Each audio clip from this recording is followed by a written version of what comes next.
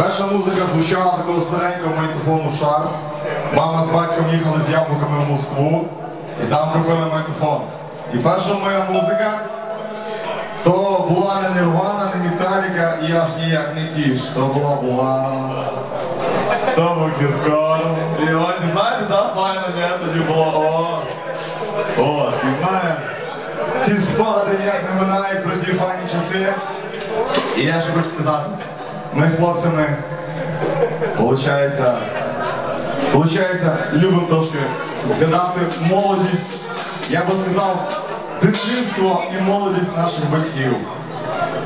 Пісня про те, як я з одною дівчиною грався з пісочку і якесь кохання було, знаєте, невзаємне. І я слухав ту пісню кожен день, чесно. Вибору було небагато, але це була пісня Тетяни Буланової «Не плач». Знаєте? А це не в курсі, про що я?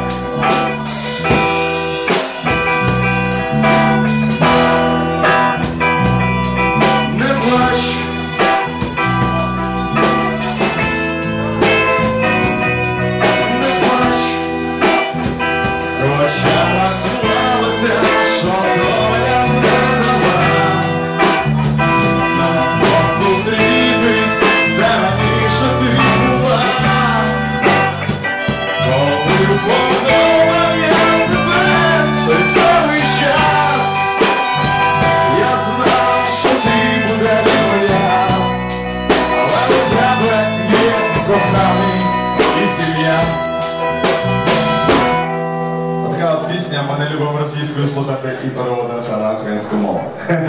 Давайте, пожартували, хлопці. Дало, пожартували, ні?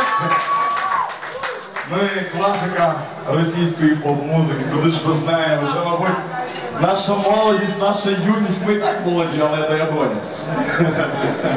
Коли мені було 13 минало, в мене була дівчина, і я постійно любив слухати. А ще як розслухати, ви зараз почуєте і самі здогадаєтесь.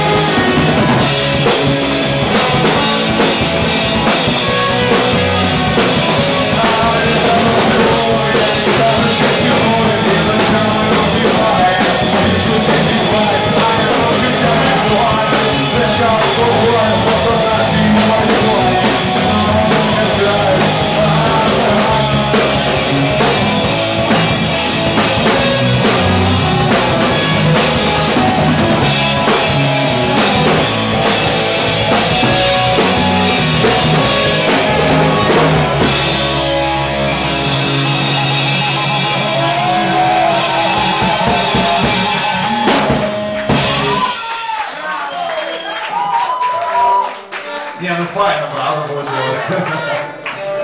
Друзі.